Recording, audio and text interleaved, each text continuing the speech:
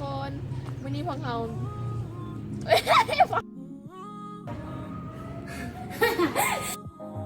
ใจในกำแพงนี้ในแต่ละวิชาเฮียนในสาขาเฮียน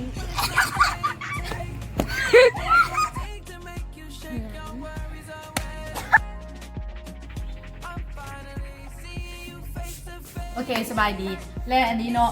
นี่เป็นโซนของห้องหมอเจ็ดนี่เป็นห้องของหมอเจ็ดของห้องอันเราเจ้าเองใช่ปะ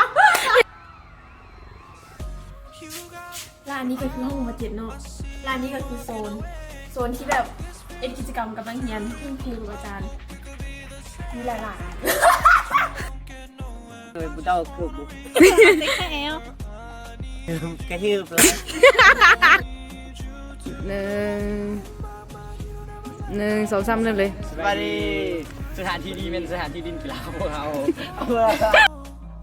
แหละ สวัสดีนี่เป็นวันกีฬาของพวกเราเป็นวันสวัสดีที่นี่เป็นสถานที่ดินกีฬาของพวกเราและเป็นวันเล่นของเราทุกๆมื้อของเราสวัสดี